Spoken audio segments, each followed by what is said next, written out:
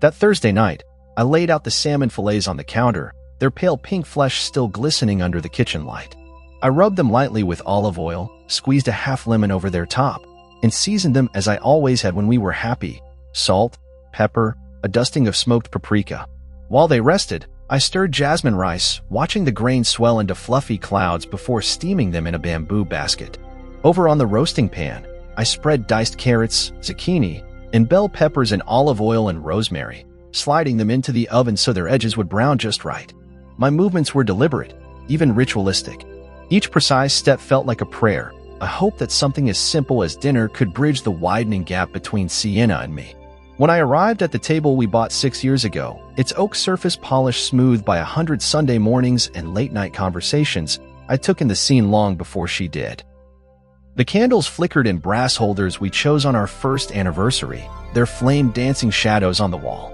The salmon lay nestled against the rice, the vegetables glowing muted orange and green like embers in a dying fire. I arranged everything carefully, taking a step back to admire the symmetry, as though beauty alone could win her back. Across from me, Sienna sat hunched, her slender frame swallowed by the high-backed chair. The soft hum of her phone screen illuminated her face in cerulean blue, making her eyes look glassy and distant. Her thumb scrolled endlessly, sending and receiving messages I didn't see and didn't want to see. The quiet between us was thick, dense with the weight of unspoken things. I inhaled slowly, tasting the steam of jasmine rice and citrus on my tongue, and reached out, placing my hand over hers in a gesture so familiar that my heart lurched with both longing and dread. Her reaction was immediate.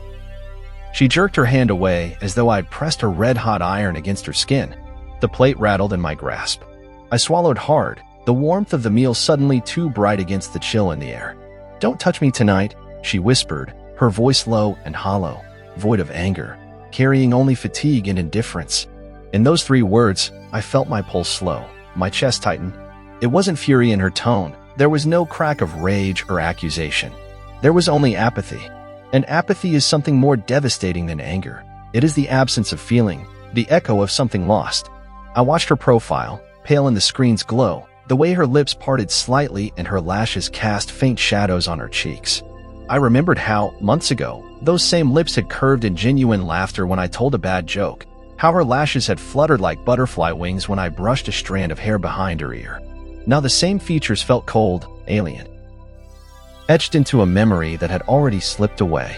My fingers twitched where they hovered over the table's edge, and I wondered how I could have failed to see the space growing between us, how fast love can turn to absence without making a sound. I sat down, setting the platter gently in front of her, the warmth of the dish bleeding into the thin air. "I thought you might be hungry," I said softly, heart pounding against my ribs like a trapped bird. She glanced at the food, her gaze flicking over each component as though reading a menu she didn't care to order from. She didn't speak or lift a fork. The light from her phone bobbed under her chin. I waited, every muscle in me coiled, expecting a refusal or perhaps the slightest acknowledgement. But she stayed silent, her thumb shifting, her eyes fixed elsewhere. The absence of her voice echoed louder than any argument we ever had. I remembered when our disagreements ended with tears and embraces, when friction between us led to reconnection. Now friction led to nothing. No spark. No spark between us. No spark in her eyes. I thought I understood the shape of our relationship, how love could bend and shift, but I had never considered how it could simply slip away, like water through cupped hands, leaving palms empty and skin slick. I pushed the plate closer, a gesture that felt absurdly hopeful. I meant to reach, to draw her attention back to me, to remind her of all the times we sat across from each other sharing meals, sharing stories, sharing dreams. I wanted us to reclaim the gentle hush that settles when 2 people feel safe in each other's silence. But she drew further into herself, her shoulders rounding, as though trying to become small enough to disappear from the world and from me. A tight knot formed in my throat. I swallowed and took a breath, tasting lingering lemon and the faint sting of rosemary in the air. My vision blurred for an instant as the pain of losing her commitment, the finality in her apathy, landed like a brick in my chest. I remembered how we used to share the same fork, playfully feeding each other bites until laughter spilled out. Now she wouldn't even look at the meal I prepared. I withdrew my hand completely and placed it in my lap. my fingers brushing the edge of the table as though I could steady myself against the betrayal of indifference. I picked up my own fork, letting it hover over the rice. I thought about touching the grains with the tines, but my movements felt too heavy, too deliberate. Instead, I laid the fork down again.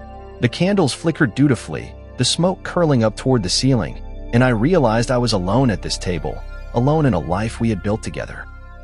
I closed my eyes for a moment, hearing only the soft whir of the extractor fan above the stove. I opened them and met her gaze, not angry but pleading. "Sienna," I said, voice barely above a whisper. She didn't look up.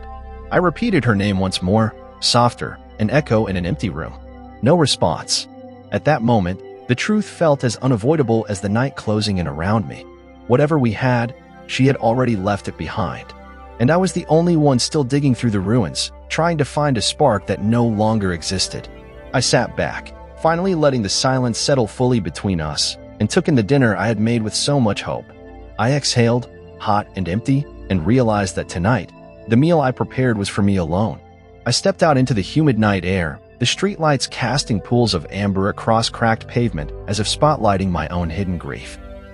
With no destination in mind, I let my feet guide me, each step a reminder of the emptiness that had become my constant companion. The hush of the neighborhood at this hour felt like a cruel mimicry of the life I once shared with Sienna, serene on the surface but hollow underneath. A faint breeze stirred the scent of freshly mown grass and the distant hum of traffic, and I realized I was breathing in memories with every inhale. On Marlowe Street, the swing set stood sentinel in the small park where, summers ago, Sienna used to perch on my lap. Her laughter had once floated through the air like wind chimes, light and carefree. I remembered the way she'd wrap her arms around my neck, trusting me to catch her mid-flight as she pushed herself higher. Tonight, the swing swayed gently, moved only by the whisper of wind, empty but for the ghost of a child's joy. I reached out to touch the cold metal chain, the links surface-etched by years of weather and use, and I felt the ache of absence settle deeper in my chest. Rust had begun to claim the old frame, and I realized I, too, had rusted from neglect not of my own making but of the love we had both abandoned. I continued down the block, the soft glow of porch lights guiding me past houses that all seemed unchanged except for me. The walls still wore the same coat of ivory paint, the hedges still trimmed into neat rectangles, the American flag above one stooped fluttering dutifully in the breeze. Yet everything looked foreign because the person I used to be no longer belonged here. Each familiar facade felt like a photograph I recognized but could never step into again. I pressed my hands into my pockets, fingers brushing the damp fabric of my hoodie, and wondered if anyone passing by would recognize the hollow shell I had become. Soon, I reached Bernard's Cafe, the place where our arguments and reconciliations had played out over almond croissants and steaming lattes. The neon sign buzzed dimly behind rain-speckled glass, its yellow glow reflecting in the puddle at the curb. I remembered one morning when Sienna and I had sat at the corner table, sunlight slanting through the window in golden beams, and she had reached across to wipe a stray crumb from my lip. Conflict had seemed trivial in that moment, trivial enough to dissolve beneath the sweetness of pastry and the warmth of her hand. I pressed my palm against the cafe's window and traced the outline of the counter where we used to sit, as though trying to draw warmth back into my empty bones. Inside, the cafe was long closed, the chairs stacked on tables, the scent of coffee beans replaced by the stale odor of last night's brew. But I could still see us there.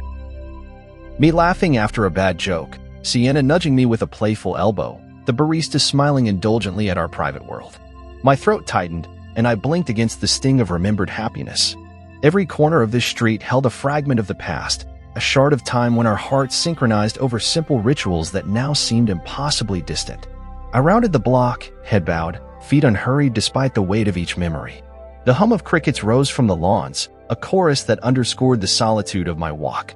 I passed the little bookstore where she once insisted we buy an obscure poetry collection, the florist who knew our anniversary date by heart. The cracked fountain in the community square where we shared our first kiss under a spray of water droplets that caught the afternoon sun like diamonds. Each step felt like trudging through a museum of our former life, each display case holding an exhibit of what we had lost. But the most piercing realization came when I reached the empty lot at the corner, a place where a house once stood before the developer leveled it for townhomes neither of us ever cared to live in. In the rubble of forgotten foundations and stray pieces of rebar, I saw a metaphor for us, two people who built walls around themselves until there was nothing left but debris.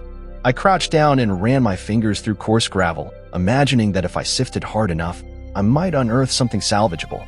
But all I found was dust. The night stretched on around me. Somewhere a dog barked, a car passed, but none of it broke the spell of my own solitude. I realized I was not angry at Sienna for leaving, not furious at the silent betrayal of her indifference. I was hollow, a shell of hope and memory, exhausted by the ache of unreciprocated love. I could feel the pieces of me cracking, fracturing under the weight of all those shared moments now rendered meaningless. In that breathless quiet, I understood that grief is not a fire you can quench with tears. It is a slow erosion that wears down everything solid until all that remains is an outline of who you used to be. And on those streets that remembered us, I was both archaeologist and specter, uncovering the ruins of a past that Sienna had already abandoned. Yet I continued to walk, every footstep an act of faith that somewhere beyond this grief, I might find a road that led away from remembrance and towards something unknown. I finally stopped at the corner where two sidewalks met. I looked up at the sky, where clouds drifted over a half-moon that offered no solace. I could feel the hollow space inside me, a cavern waiting to be reshaped by new experiences. I closed my eyes and inhaled, tasting the night air tinged with humidity and the faint scent of blooming jasmine. It was then I realized that being hollow did not necessarily mean I was empty. It meant there was room for something new to grow. And so I turned away from the street we once walked together and headed back toward a future I would have to navigate alone. At 4:32 a.m., I slid out of bed as silently as a shadow, careful not to disturb the ragged rise and fall of Sienna's breathing. Moonlight seeped through the curtains in pale shafts, illuminating the rolled-up throw blanket at her feet, one I'd given her on our 3rd anniversary, woven in deep burgundy threads that still smelled faintly of lavender. She lay curled on her side, facing the wall, as if her back could shield her from everything I'd become. For a moment, I lingered there, watching the rhythm of her chest, wondering how we had drifted from midnight whispers to this silent separation. Then I moved, each thought aching with an urgent need to escape the apartment that had become a mausoleum of reminders. I crossed the bedroom and opened my suitcase in the corner, its fabric frayed at the seams, as worn and tired as my own reflection in the hallway mirror. I folded a few of my favorite shirts, ones that still smelled like rain and motor oil from the garage, and tucked them into the case.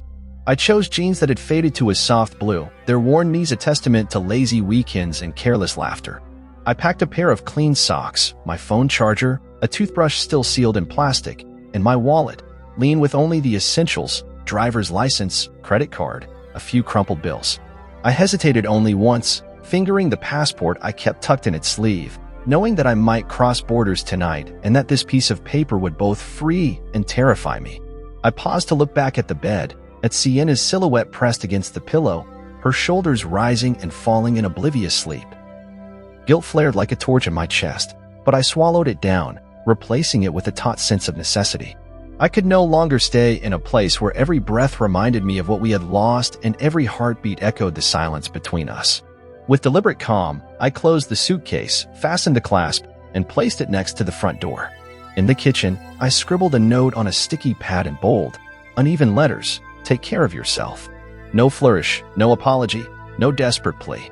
Just a simple wish that somehow hit the mark of finality.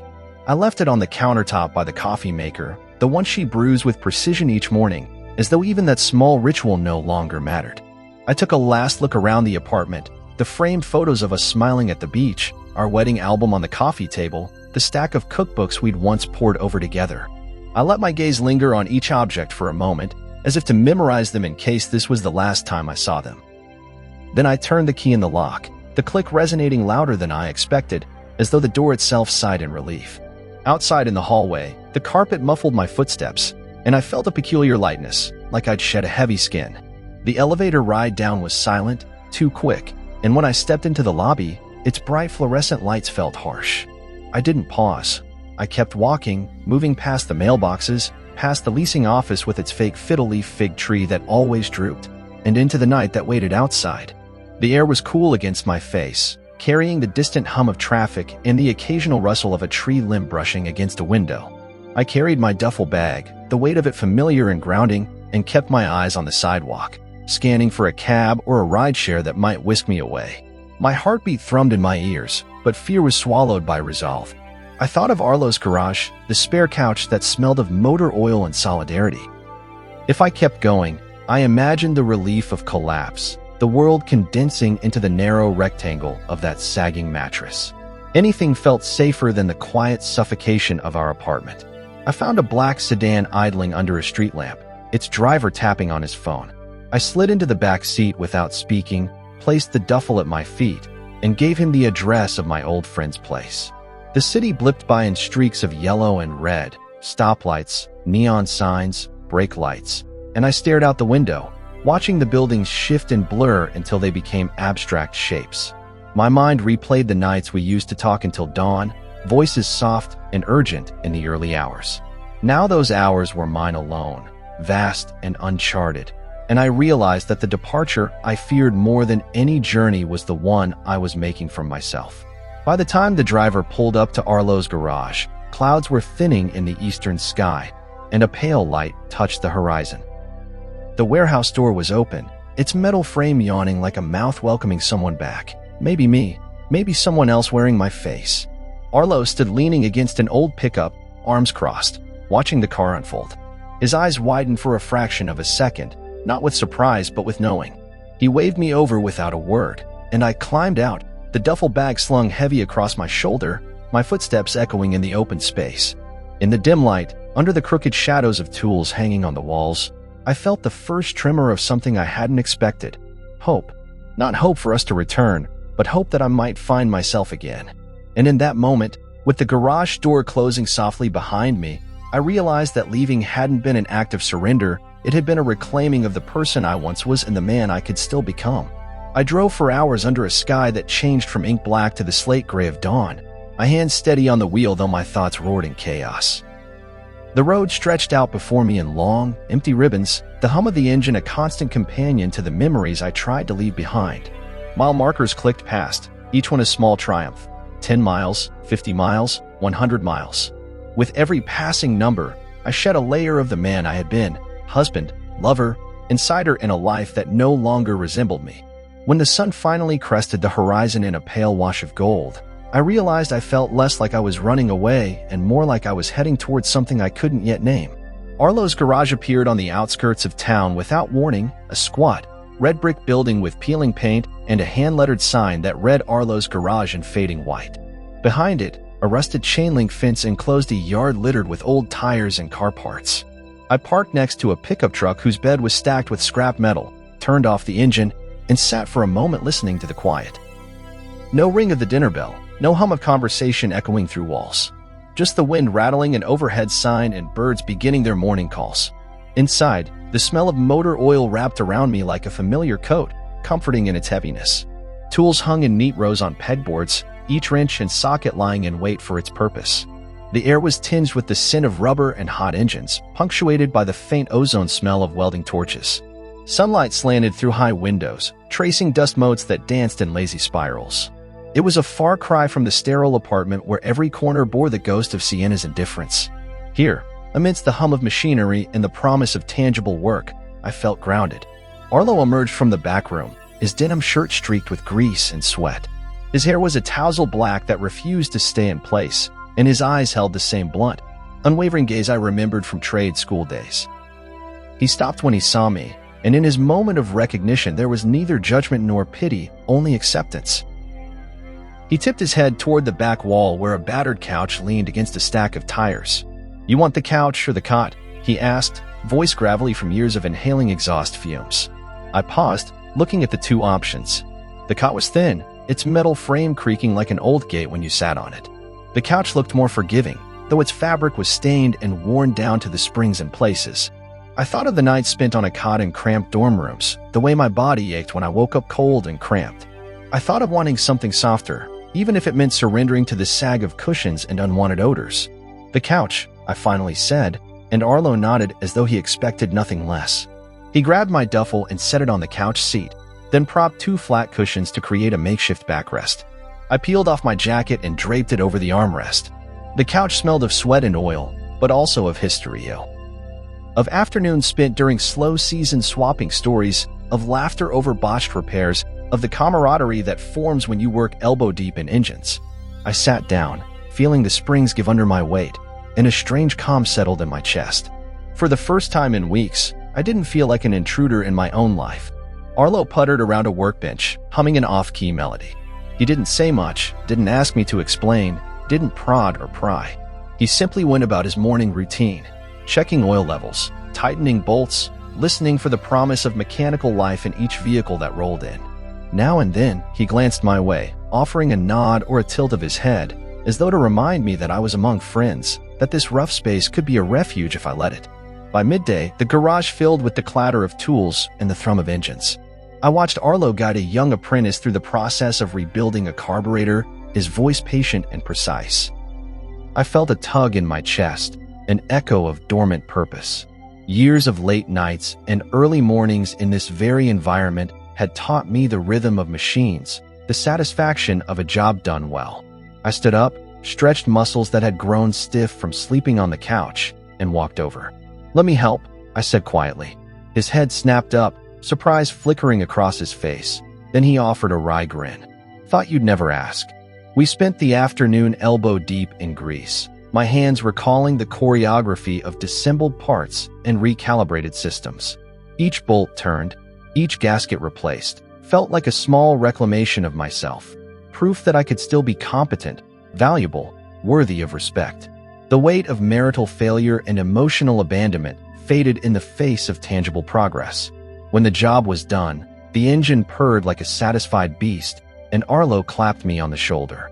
"Not bad," he said, and that simple praise filled a hollow I hadn't realized was cavernous. As evening approached, the garage emptied out. We stood underneath a single bare bulb, the day's dust drifting in the beam of light.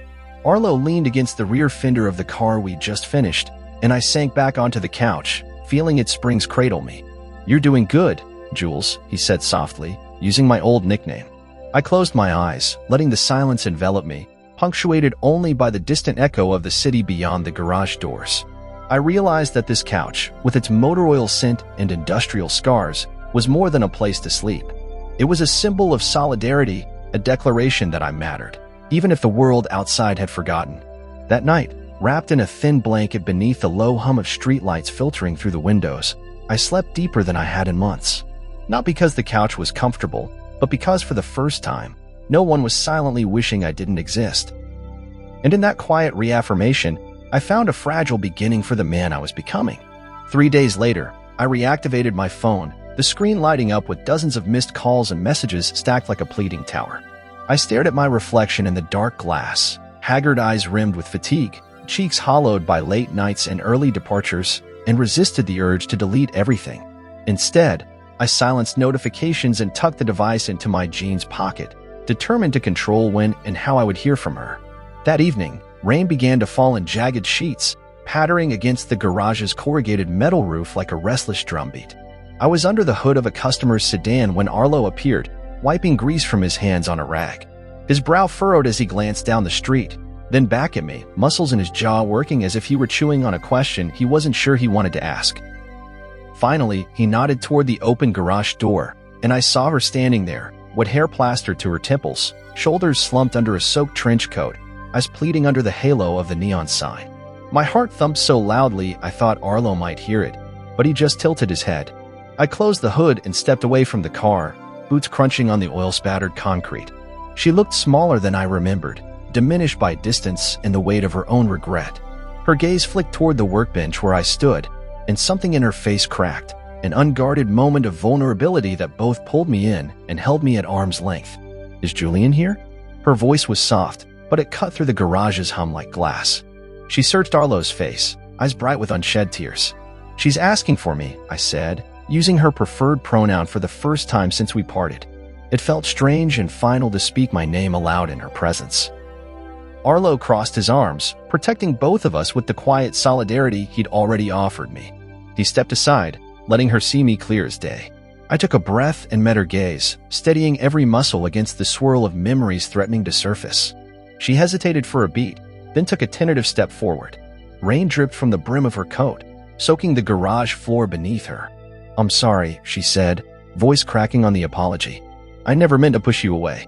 I studied her as she spoke, drinking in the tremor in her lips, the shake in her hands. She leaned against the doorframe, arms crossed, shivering despite the warmth inside. The sight of her pain stirred something in me, an echo of the love I once harbored, of late-night conversations and shared dreams, but I caught it before it roared back to life.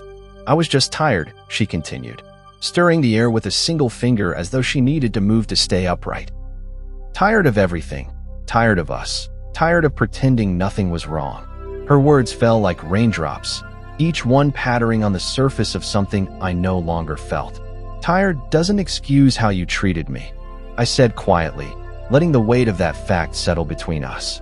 The garage's ambient noises, the hiss of air hoses, the drip of water from the roof, melted into background hush. I saw her swallow, eyes widening with the realization that her excuses no longer held power over me. She closed her mouth, guilt and longing mingling in her expression. "I know," she whispered, "and I'm sorry. Can we talk?"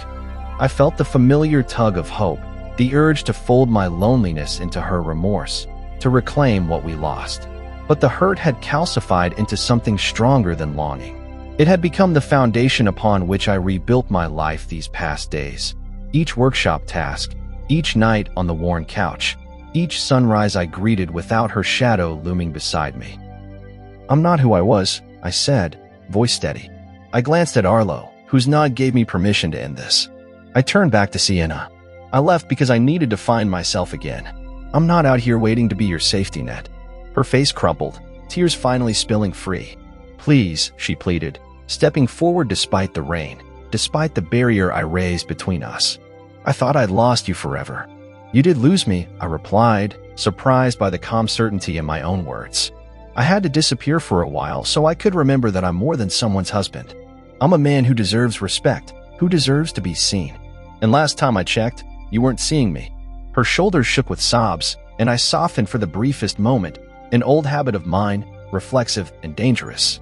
But I caught myself, recalling nights alone when I learned to be whole without her presence.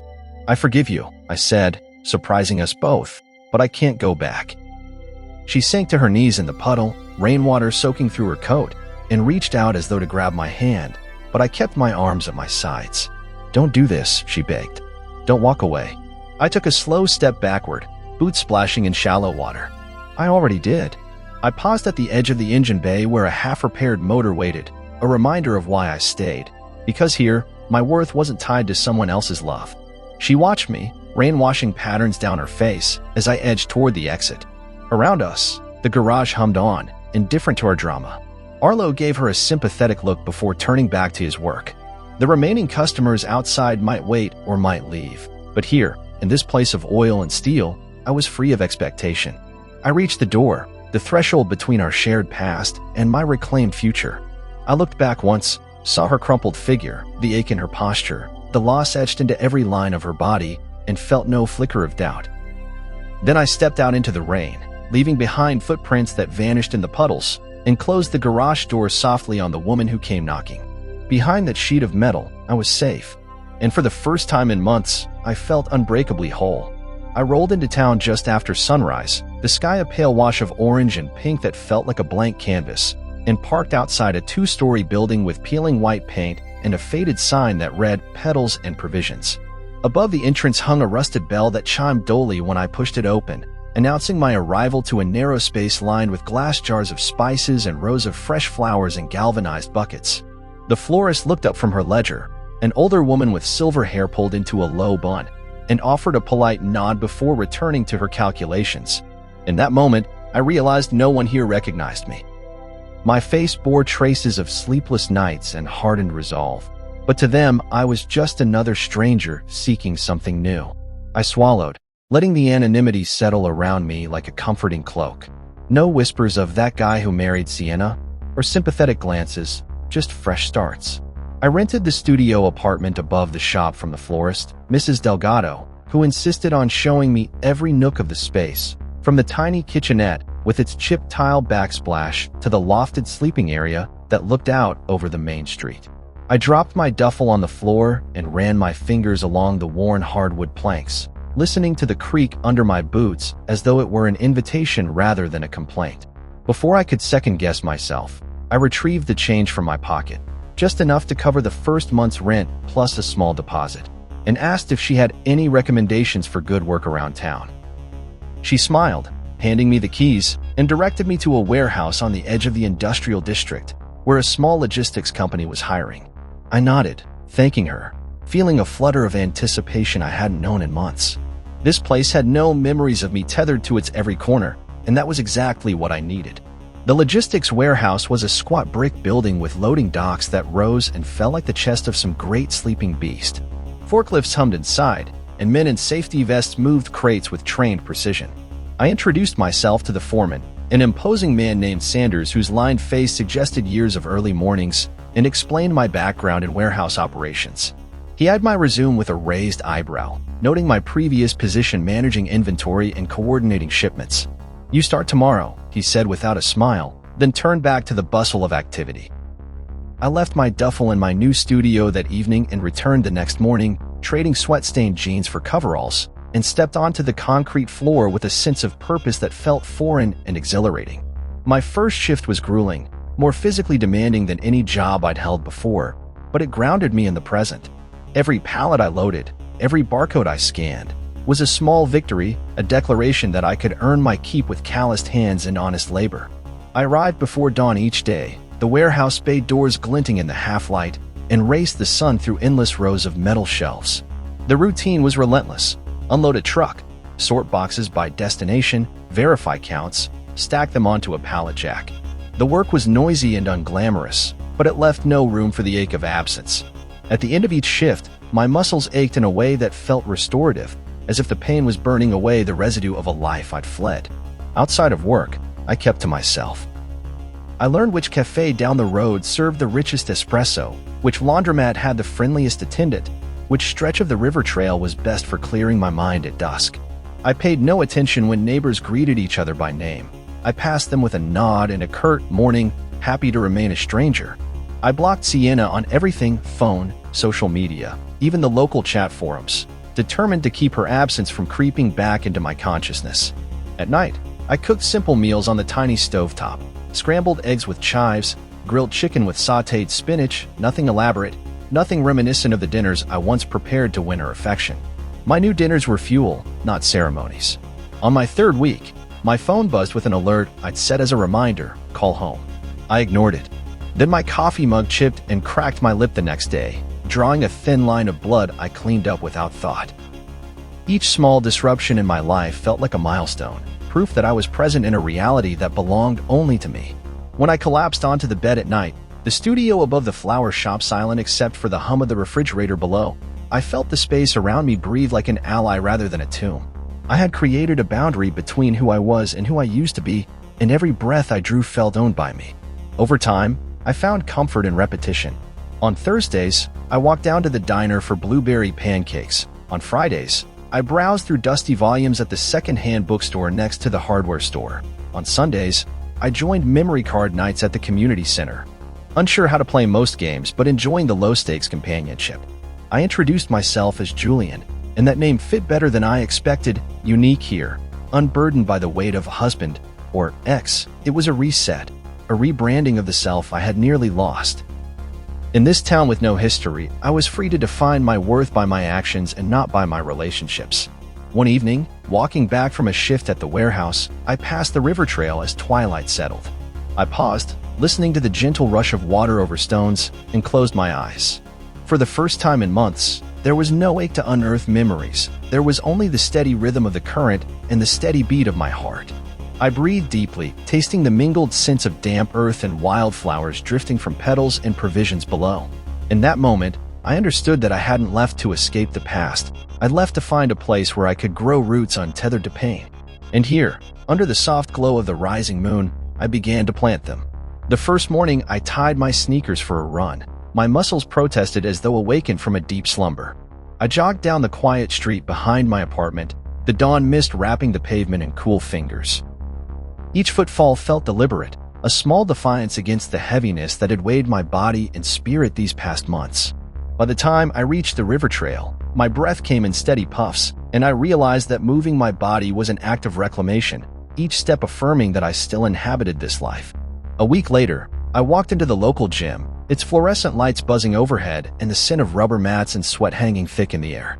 Kian, the gym's owner and a former Marine with shoulders as broad as my chest had once been, greeted me without a question. He wore an olive green tank top that showed scars from old wounds and a calm intensity in his eyes. "You new here?" he asked, voice gravelly like he'd spent years shouting orders. I nodded and handed him a month's fee. He gave me a short nod, slipped a master key around his neck, and said simply, "Come when you can." No forms, no introductions, just permission to begin. The first time I lifted weights, I nearly dropped the barbell on my chest. My arms shook under the unfamiliar strain, and sweat beaded at my hairline as I forced my eyes to focus on a spot on the far wall. I hated the ache, resented every tremor that reminded me how weak I'd become. But after I set the weights down, a quiet satisfaction settled in my chest, proof that effort yielded change. I returned the next day and the next, and slowly my body began to remember. My grip grew firmer, my posture straighter, my mind sharper.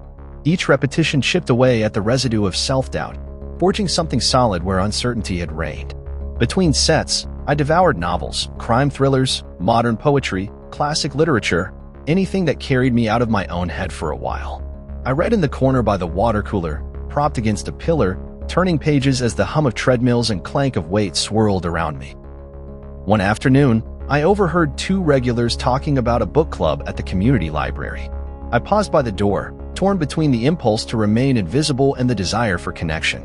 On a whim, I jotted down the meeting time in my phone and showed up the following Wednesday, carrying a battered copy of Gabriel Garcia Marquez's short stories. The library room was modest, folding chairs arranged in a circle, a whiteboard listing discussion prompts, and the soft glow of a desk lamp on a stack of books. 8 people greeted each other like old friends. When I entered, they glanced up, then offered polite smiles. I slid into an empty seat at the back, careful not to draw attention.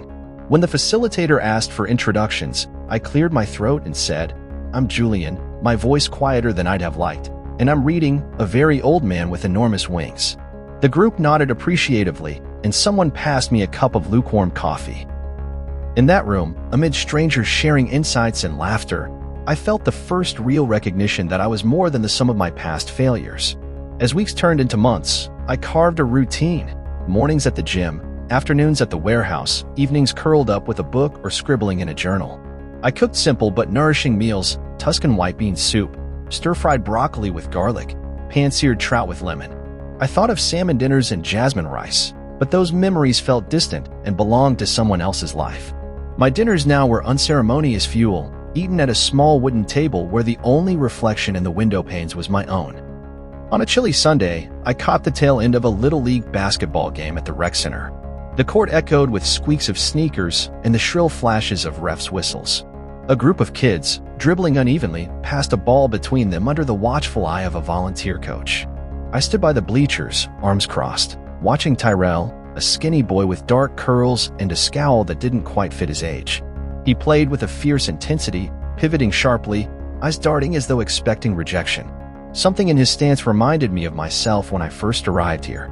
I approached the coach, introduced myself, and offered to help. He eyed me skeptically, then shrugged and handed me a spare ball. "You used to play?" he asked. I nodded, recalling the ring of the ball against my palm, the arc of a perfect shot. "Yeah," I said simply. "Let's see what you've got, kid." Coaching those kids became my new anchor. I taught them fundamentals. How to dribble with control, how to set their feet for a free throw, how to communicate on defense. But the most important lesson I shared was the value of presence. When I showed up, no matter if we won or lost, the boys knew someone cared. Tyrell, in particular, bloomed under the consistency. His scowl softened into a tentative grin when I applauded his improvements. After practice, he lingered to ask questions about footwork and range, and I answered patiently, savoring the transformation in his posture. In coaching him, I found a reflection of the man I was becoming: steady, reliable, unafraid to invest in someone else's growth. One evening, after a long shift at the warehouse and a brisk practice at the rec center, I sat alone on a bench overlooking the court. The floodlights bathed the empty floor in a pale glare. I closed my eyes and inhaled, tasting the dust of the floor and the lingering echo of bouncing balls. In that moment, there was no ache for a past life, no longing for a love that had slipped through my fingers. There was only the steady rhythm of my breath, the resolve in my heart, and the knowledge that I was planting roots somewhere she would never walk. I stood, dusted off my jeans, and flicked off the lights. As I walked back toward my apartment, the night air wrapped me in its cool embrace. It wasn't a journey back to who I was, nor a sprint toward a destination I could name. It was simply the next step in discovering who I could become, and that discovery was the most liberating game I had ever played. I was halfway through my cappuccino when I first heard my name, soft but insistent, cutting through the clatter of cups and low hum of conversation in the cafe's early morning lull. I looked up, expecting a barista's question or a greeting from a fellow patron. Instead, there she stood, Sienna, leaning against a high-top table in the corner, her beige trench coat dripping with morning drizzle, faded eyes wide as if she could barely believe what she saw. My heart stuttered, shattering the calm I'd built in this town where no one knew my story. The cafe smelled of roasted beans and warmed milk, of singed foam and sugar. Outside, the wind rattled the panes, chasing wet leaves in spirals across the sidewalk. I'd come here on assignment, covering a small work conference, but I treated the coffee break as a chance to write in my journal, to map the quiet evolution of my new life. I looked down at the page, the indigo script describing strength regained and roots planted, then met her gaze again. She wore the same uncertainty I'd felt on that first night in Arlo's garage, but now it was reversed. She was the stranger, and I was the man she no longer recognized. I stood slowly, folding the napkin under my cup. My legs felt exposed, too eager to carry me toward her or away. With the entire cafe watching the scene unfold, I cleared my throat. Sienna. My voice was calm, measured, precise, the opposite of the frantic plea I'd once issued when I'd begged her to stay. She bit her lip, her hands twisting the strap of her purse. Rain dripped from her hair in rivulets down her cheeks, mixing with a sheen of uncertainty in her eyes. Julian, she began, and the name fell between us like a confession. She stepped forward, hesitated, then stopped as though uncertain the space between us could bear her presence. I motioned to the seat opposite me. Please, I said. Sit. She crossed the floor, her coat brushing against the table, and lowered herself onto the bench. The cushions creaked under her weight. I slid my cup toward her, but made no move to sit back down. The cafe's early crowd had thinned to a few regulars reading newspapers, their murmurs low and indifferent. I took a breath, tasting the foam's sweetness and the tension's bite. You look different, she said, voice tentative. Her fingers trembled on the ceramic mug. I've been trying to find you. I admitted nothing. Instead, I leaned against the table, crossing my arms. I watched her, how the corners of her mouth quivered, how her gaze flicked down at the table's grain, how her shoulders drooped as though she carried more weight now than she ever did before. I'm good, I said simply. My eyes met hers directly. I'm settled. She exhaled, shaky. I know I hurt you. The words came on a whisper, as if confessing dangerous truths. I've regretted leaving you like that every day. She paused, gathering courage. Can we talk? I closed my eyes, recalling the nights of silence that followed her words. Don't touch me tonight. I remembered the cold emptiness that forced me to pack a duffel bag at dawn, that drove me into Arlo's embrace of grease and steel. I recalled the first time I picked up a wrench again and the liberating ache in my arms, the stolen nights of sleep on that motor oil couch, the unfamiliar comfort of my own solitude. I opened my eyes and offered her the same phrase I left on that sticky note months ago. Take care of yourself. My voice was softer this time, gentle, even. She blinked, confusion and hope mingling in her expression. That's it, she asked. Just that. I nodded. No more goodbyes, I said. No more fights, no more tears. Just that. My heart throbbed, but I felt no tremor of longing. I had built something here, an independent life that thrived without her shadow. I drew a breath through my nose, tasting hazelnut syrup and freedom. She set her cup down, fingers tracing the rim. I don't want you to leave me again, she whispered. I see now what I lost.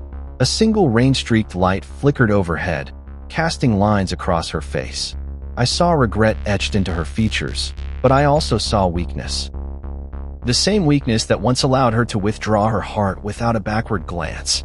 I thought of the nights I spent coaching Tyrell, teaching him to pass and trust his team, of the mornings I spent lifting weights, forging myself anew. I realized that my loyalty had shifted from a love that abandoned me to a self I refused to surrender. Sienna, I said, voice firm. You lost me when you stopped reaching. I paused to let the words sink in. She swallowed, as though drawing the truth down into her lungs. I found me when I stopped chasing. For a heartbeat, she looked as though she might reach across and touch my hand, but her hand fell back to her lap. She nodded slowly, tears glinting in her eyes. I understand. I offered her a small, sad smile, no bitterness, no animosity, just the quiet acceptance of a path that diverged too far to rejoin. I turned slightly and placed a few bills on the table to cover both drinks. She watched, the weight of finality settling in her gaze. I walked away without looking back, pushing through the cafe door into the wet morning air. The bell above jingled once, then stilled. The rain had eased into a gentle drizzle, the world washed clean and new. I drew in a deep breath and felt the clarity that comes after release, the unburdened sense that I had made the right choice. As I stepped onto the sidewalk, the road before me stretched wide and open, inviting me forward into a future unmarked by the past. And in that moment, under the soft gray sky, I realized that take care of yourself was more than a farewell. It was the gift I had finally given to both of us. I set my duffel by the door on Monday afternoon and crossed the hardwood floors of the rec center with the practiced stride I'd developed over weeks of coaching. The faint aroma of fresh rubber and polished wood filled the air, and the overhead lights gleamed on the glossy court as if beckoning me to step into a new role. I dribbled a basketball twice, feeling its familiar weight and texture beneath my fingers, and realized how far I'd come from the man who once felt unworthy to exist. Here, I was not bargaining for love or begging for attention. I was guiding young players through the fundamentals of a game that taught so much more than how to shoot or pass. Tonight's practice focused on teamwork. I gathered the 8 boys and 2 girls in a loose circle at center court. Their jerseys hung oversized over slender frames, and their sneakers squeaked as they shifted their stances. Tyrell stood off to the side, arms folded, his dark curls bobbing with every impatient sigh. I met his eye and nodded, inviting him in. He slouched forward, mumbled a greeting, and took his place among the others. I sensed his resistance, defensiveness born of fear, the same fear I once carried when I arrived in this town under a different name, convinced that I had to prove my worth. "All right, everyone," I began, my voice clear and calm. "Today we're working on passing and moving without the ball. If you can't see your teammate, you can't pass to them. So your job is to create space and be ready." I demonstrated with the ball, pivoting on my right foot, faking a drive, then spinning back to face an imaginary partner. The kids watched, eyebrows raised, as though wondering if I would fumble. I shot a grin their way and tossed the ball to Maria, who caught it with wide eyes and nearly tripped over her shoelace. A ripple of laughter chased the tension from the group. We broke into 2 teams for a drill called Give and Go. One player passed, then sprinted to the basket to receive a return pass. I sprinted alongside them, matching their pace, and barked encouragements. "Eyes up. Move your feet. Snap that pass." Tyrell stumbled on his first few sprints, panting sharply, but I clapped my hands and called out, "Again." His shoulders straightened on the next go, and when he caught the ball with a crisp bounce pass, his face lit up with triumph. The circle of coaches, me and 2 volunteers, hooped in unison, and the kids beamed, their chests swelling with pride. After the drill, I gathered them in a huddle. My voice softened. "You all did great. Notice how your teammates helped you. That's what makes a team. Showing up, calling for the ball, and trusting each other. You won't always make every shot. You won't always see every play. But if you work together, you'll be stronger than any one of you alone." I scanned their faces as I spoke, some nodding, others leaning in as though soaked by the message. Tyrell met my gaze, and for the first time today, did not look away. His eyes held a flicker of gratitude. As practice concluded and parents filed in to collect their children, I stayed behind to pick up stray balls and straighten cones. The echo of bouncing basketballs subsided, replaced by distant chatter and the scrape of chairs being pushed under folding tables. In the softness of that moment, I felt a sense of ownership not of a court or a title, but of the impact I was making. In a town where no one knew my past, I was valued for my presence. I packed away the equipment, my movements deliberate and satisfying, each fold of a cone or placement of a ball a small testament to order and purpose. Outside the rec center, dusk settled over the town with a gentle sigh. I locked the doors and slipped into my car, the familiar hum of the engine comforting. On the drive home, I replayed the evening's highs and lows, Maria's triumphant smile, Jackson's first basket, and most of all, Tyrell's steady gaze. I thought about the boy who reminded me of myself, quiet, watchful, angry, and how he had blossomed simply because someone believed in him. By showing up for him, I had shown up for myself. Back in my studio above the flower shop, the scent of lilies and chrysanthemums drifted through the crack beneath the door. I set my keys on the small table, where a single flickering candle burned in a glass jar, an afterthought from a workshop on candle making I'd attended with Mrs. Delgado. I poured myself a glass of water and sat at the table, the flame dancing in my reflection. I opened my journal, the pages soft and waiting, and began to write. Today, I coached a team. I watched them learn that opening their hands is the same as opening their hearts. I learned that planting roots means showing up, season after season, regardless of past storms. My hand paused over the paper, and I closed my eyes, letting the memory of Sienna's indifferent touch fade into something more distant than a dream. The ache that once defined my nights had been replaced by the steady contentment of purpose. I thought of the hollow I used to inhabit and compared it to the fullness of this life, rich with small victories and human connection. I leaned back, exhaling slowly, and let the candle's warmth seep into my bones. Later, I prepared a simple dinner, grilled chicken breast with steamed broccoli, eating at a table set for one. There was no lament in my movements, no ritual of hope that someone might cross my threshold to share the meal. Instead, there was gratitude. Gratitude for solitude that allowed reflection, for a job that provided structure, for a role that gave my days meaning. After dinner, I washed the dishes, the water warm against my fingers, and one by one placed each plate into the rack until the countertop gleamed. I stepped outside onto the small balcony, the night sky stretched overhead in a blanket of stars. The town below was quiet, the only sound the distant chirp of crickets. I leaned on the railing, breathing in the cool air, feeling the coolness settle in my lungs. I thought of inviting Sienna back into my life, but that impulse dissolved like mist. Instead, I felt the solid truth in my heart. I had found something better than nostalgia, better than reconciliation. I had found peace. In that moment, under the silent watch of the stars, I realized that my roots had not grown downward into the earth, they had spread outward into the lives of others, into the fabric of a community that thrived on mutual support. I closed my eyes and whispered, "Thank you," to the night, to the universe, to the version of myself who once trembled at the thought of being alone. I turned and went back inside, the door clicking softly behind me, and carried the candle's light to my bedroom, where at last I slept without dreams of what was lost and instead dreamed of all that lay ahead. I never imagined it would come down to a single whisper, echoing between us like the final note of a song I once knew by heart. That night, I sat on the worn cushions of the couch in Arlo's garage, the same couch that had been my refuge when I first fled our apartment. The low hum of the city beyond the closed doors felt distant, as though I existed inside a capsule of memory and possibility. I cradled a mug of strong black coffee, its warmth radiating through my palms, and let the steam blur the edges of reality. In that soft haze, I replayed the moments that led me here, the dinners she didn't touch, the walks down streets that remembered us, the flight across state lines, the night spent relearning who I was. On the surface, this was a garage like any other. Tools hung in meticulous rows, the scent of motor oil clung to every surface, and the concrete floor bore the scars of 100 projects. But to me, it had become a sanctuary, a place where I rebuilt more than engines. Here, I reconstructed my identity, piece by piece, through the steady rhythm of honest labor and the quiet solidarity of friendship. It was here that I learned the value of presence, the power of showing up for others, and the freedom that comes when you stop chasing love and start nurturing self-respect.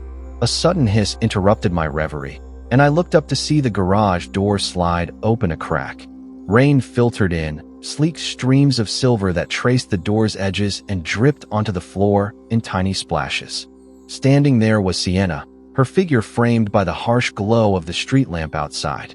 She wore a simple sweater and jeans, the damp fabric clinging to her form, and her eyes glistened with unshed tears. For a moment, I thought I might close the door, might deny her this last chapter of our story, but something in the tilt of her head, the way her shoulders slumped with exhaustion and regret, told me this was not an act of reconciliation but of release. "Can I come in?" she asked, voice small, as though she feared I would deny her. The rain drummed a restless tattoo on the roof, and the garage lights cast long shadows that reached toward her like pleading hands. I set my mug down and rose, my boots echoing against the concrete. Without a word, I stepped aside and watched as she crossed the threshold, water pooling at her feet. She held her coat close, eyes downcast, and for a moment the space between us felt as vast as the gulf that had opened in our marriage.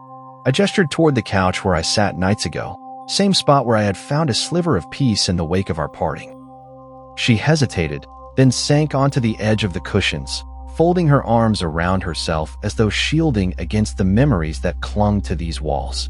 I remained standing, an observer in a tableau of regret and possibility. The coffee steam curled into the air, and I realized with a curious calm that this moment was not for mending what had been broken, but for acknowledging what had been lost, and for claiming what could never be taken from me again.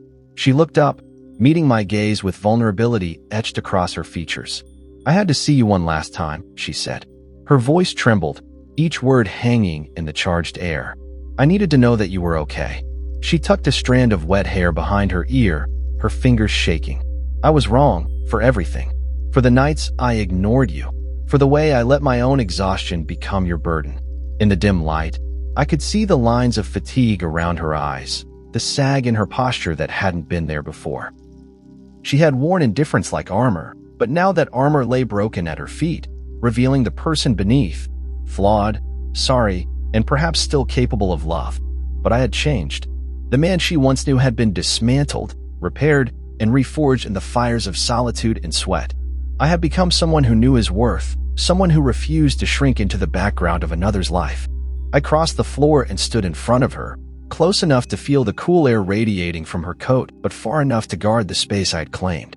"You came for closure," I said softly, no accusation in my tone, just observation. Her eyes blinked, moist with regret. She nodded. "I needed to know you weren't destroyed by me," she whispered. "I needed to see you alive." I offered her a small, steady smile, gentle but resolute. "I'm more than alive," I replied. "I'm thriving." I paused, searching her face for traces of the woman I once loved. "I found something better than what I had with you. I found peace." The word tasted sweet and final on my tongue. She swallowed, lifting her chin. The rain slipped down her cheeks, but she made no move to wipe it away. "I remember that night you left," she said, voice barely above a whisper. "Your note. Take care of yourself." I thought it was cold. I thought I deserved an explanation.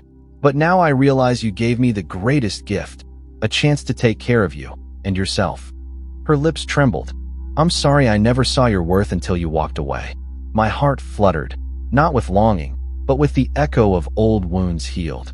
"Your apology means something," I said, "but it can't change what happened. It can't rebuild what we lost." I stood, extending my hand toward the couch, not to bring her closer, but to bridge the final step in our farewell.